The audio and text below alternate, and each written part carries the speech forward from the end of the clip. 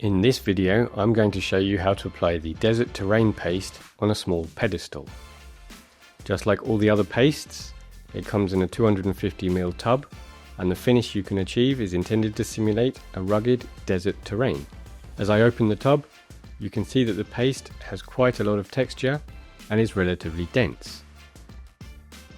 It's an acrylic paste, so your tools can be cleaned afterwards with water.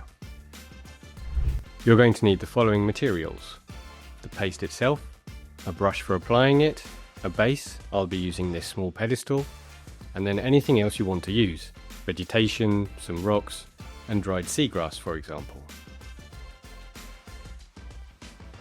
Before applying the paste, you will need to protect your base so none of it gets onto the sides. This will also set a height level, a depth, for the paste and therefore our terrain. You will also get a somewhat cleaner edge by doing this. So I'm going to apply the paste straight from the tub with a brush. As you can see, it's a rather thick paste. Apply and distribute the paste onto your base. If you see it's too thick, you can always add a little water. I want to create quite a bit of relief and texture, so I'm going to leave it just as it is right now. Once you've filled up the space to the edge of the tape, you can then use the same brush to create whatever effect you want. In this case, I'm going to simulate an area that is being walked on. Using this product, which you can find anywhere because it's just dirt, and let's say here will be the area being walked on, then this area over here is where I want to add stones, rocks, gravel and whatever. First I'm going to add a fine layer of this sand. The paste is still fresh, so I don't need to use any adhesive for this. And now I'm going to add some larger stones. Again, I'm adding them to the paste while it's still fresh. So I just need to put them in place, maybe position them a little and apply a bit of pressure. Then I'll add some vegetation.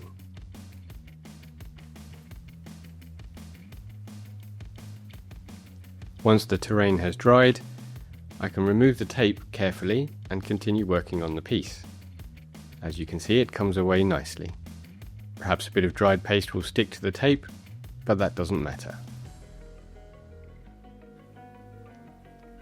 I've mixed some white glue in this container with a bit of water, and now I want to secure the loose dirt properly. Just dab your brush wherever you've placed the gravel and the glue will keep it in place.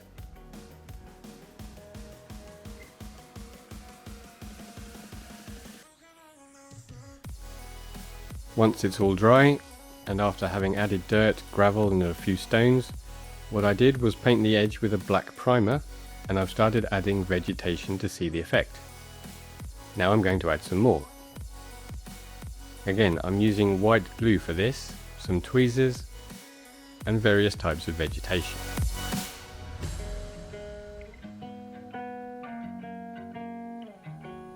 All I need to do is add some white glue, place it on the terrain, apply a bit of pressure, and that's it.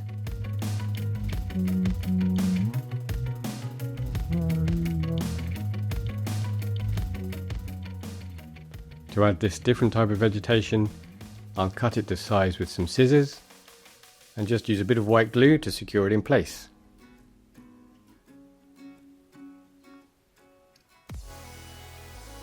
So that's it. My small piece of terrain is ready for whatever figure or model I want to use. 2 or 3 different types of vegetation is all you need for some nice variety and a genuinely realistic look.